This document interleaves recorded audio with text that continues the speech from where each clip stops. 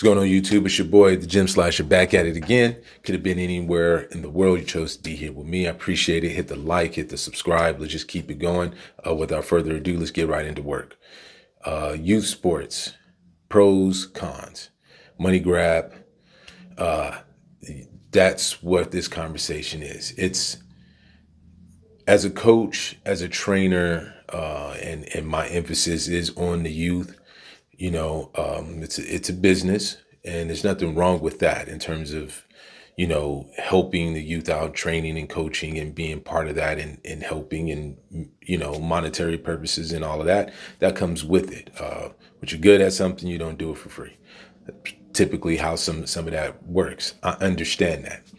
Youth sports, the problem that is starting to arise and is really out in the forefront is the cash grab, the overindulgent of cash grab, charging, paying, kids $1,800, $1,500, $2,000 a kid to play in tournaments or play to be selected into a club, and then that club go out to compete. I'm not completely against in terms of, hey, your athlete, they come to my club, this is what they're going to have. They're going to have access to this, access to that, sports, equipment, top tier coaches, top tier trainings, top tier practice, understanding how this is and then how this translates to going to college and universities and etc. Not NBA. I think if any coach is promising you to go to the NBA, or we have kids going to, that's already a red flag. It's a red herring. Be careful on those. But if you have a club, whether it's basketball, volleyball, soccer, football, and you're showing your work in terms of, here's these athletes that I've had in my club. They have most of them have gone on to 4-year universities and gone on to do bigger and better things.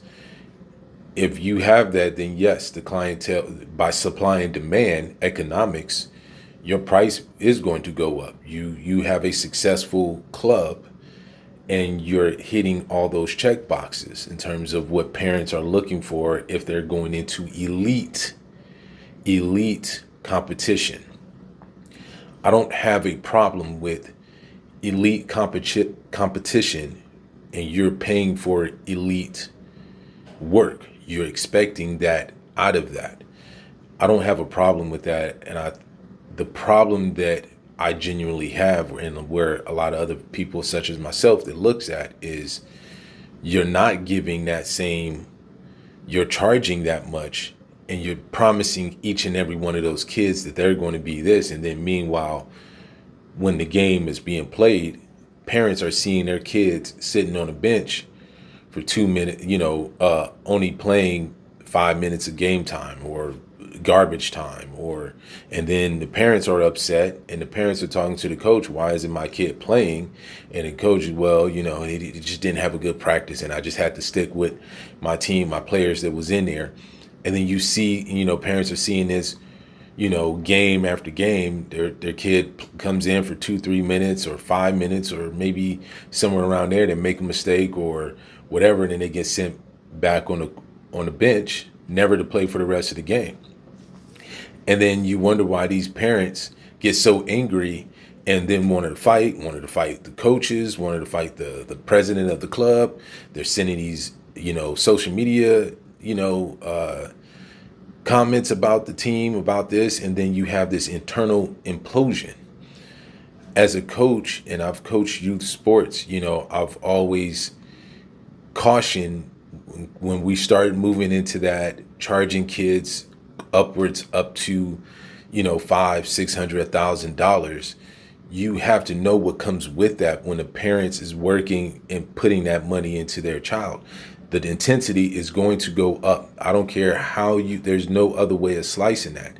And so I always caution with coaches is, if you're asking for that much, they are expecting their kid to be playing a lot of the time. not sitting around on the bench and collecting dust and, doing, looking around and not paying attention to the game. You have to understand how that goes. It's twofold. Okay, you got this money and you promise and you got this kid and they're on the team, but they're not playing. And you see this a lot. I can speak more on basketball. I see this in softball. I see this in baseball, where parents are taking these kids to elite clubs, and they are elite, but they just want the name. They want the moniker. They want their kid associated with that club, but they're not playing. They're not getting any playing time or getting very little.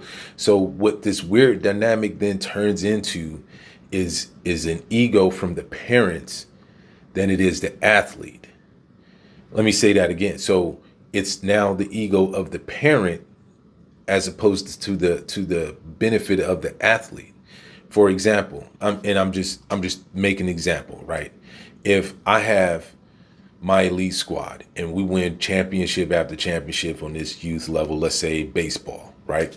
And we win in every summer, we win in, our proverbial World Series championship of the state or Midwest region or the West Coast. Let's just say I'm on the West Coast. We win the West Coast championship of baseball, and we win, or we always there. That people are knowing this. So now parents are all gravitating, want to call, hey, you got an opening, and I go, yeah, you know what, yeah, you can bring your kid on. It's $2,000 a kid. That's just to get in, and then it's another $500 fee just to make sure you got all the equipment. And then we also later, in about 3 months from now, we're going to ask parents again to pay $1,000 for the hotel accommodation. So right off the bat, you're looking at approximately almost $5,000 to $6,000 off the rip before we really get into that many games. Oh, by the way, I've have everybody coming back that was playing last year with me. They're all back this year, but you are more than welcome to come in. But what do you think is going to happen? Unless your player is ridiculously talented, good luck that new player leapfrogging the rest of the players that I have now already on the team. So, but you don't actually care too much about that, because I just got you just happy that you're on now CJ the Gym Slasher baseball team, elite team. So you could brag around your friends that, your athlete is now on my team. Well, your friends and family and people are going to watch to see your kid play on this elite team. Everybody know that team is elite. And they're going, your kid didn't play. Oh, well, he was still trying to figure things out. And the coach said he's doing good, but he's still just trying to, oh, okay. A month later come by. Hey, your kid's still not playing. Well, he's just, but, they're on the championship team and, he's winning and they're winning games. But what contribution is he doing? What real time work is he performing? He's not getting any type of real time, real game experience. So parents usually talk with other parents and go, hey, why don't you just put your athlete on a lesser team? That way he could get more, or she can get, let's just say for this, it's a baseball team, he could get more playing time and understand the game better, and then that way they can have more fun. He'd be more engaged. Well, they're not going to win games. Well, okay, be that as it may, but you would prefer your kid, you spend $5,000-$6,000 for your kid to ride the bench, as opposed to paying maybe $2,500 in total, but your kid is playing all the time.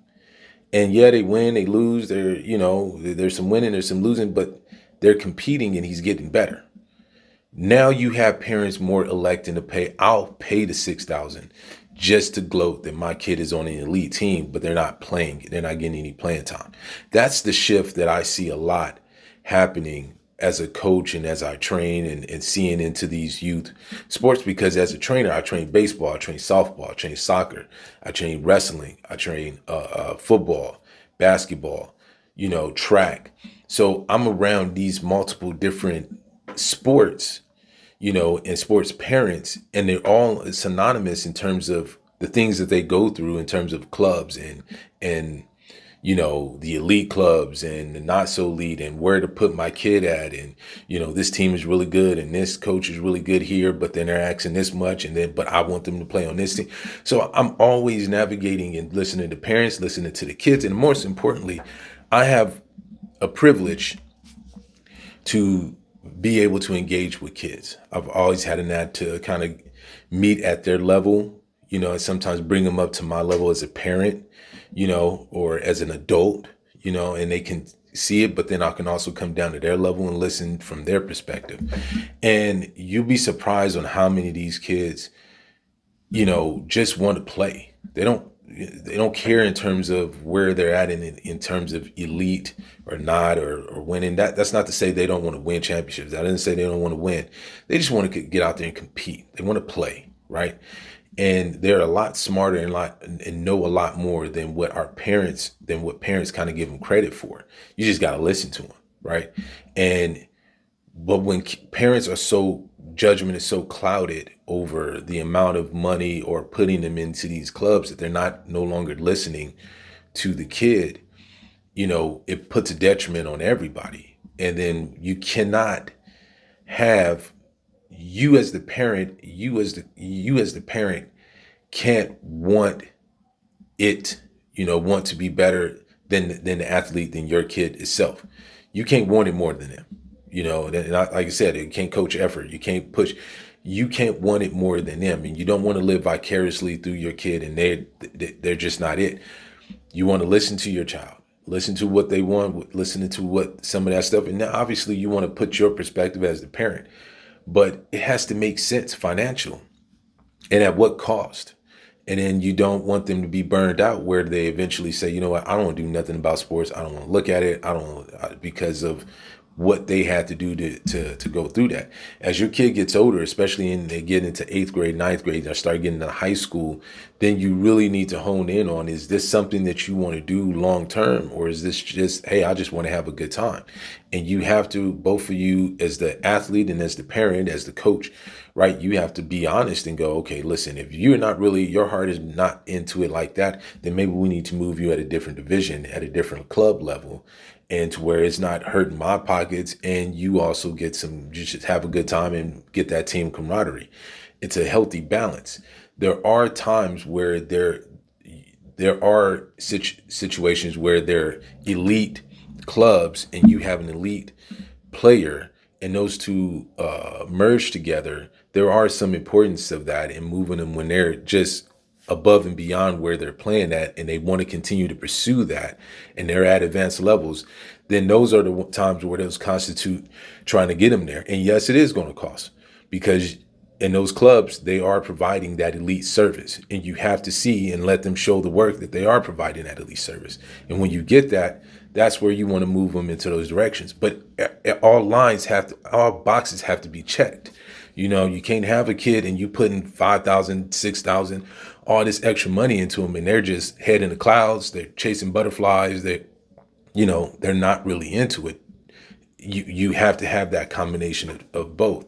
But it's just, as for me as a trainer, as a coach, and I see different sports coming into my facilities and stuff, and then coming out, it's really apparent on those, and how clubs can capitalize or take advantage of parents and having them spend money that they really shouldn't be spending on the kids that don't want to, and then missing out on kids that really want to, but they don't have the money. It should be a better balance out of that. But, we live in a capitalist society. It's important to pay attention to those things, especially when our youth, and not live vicariously through them. Let them go through their team sports, let them compete, let them try, because that's what helps them in their life, in the game of life. That's the best gauge in terms of sports, in terms of teaching them the game of life, is those two in sports and life, because it's winning, it's losing, it's competing, it's trying, it's trial and error, practicing, repetition, all of that comes together.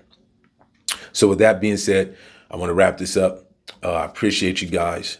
Keep looking and give me some comments. Tell me what y'all think. Am I far off, or am I kind of in line into what you guys are seeing as well out there? But again, appreciate you.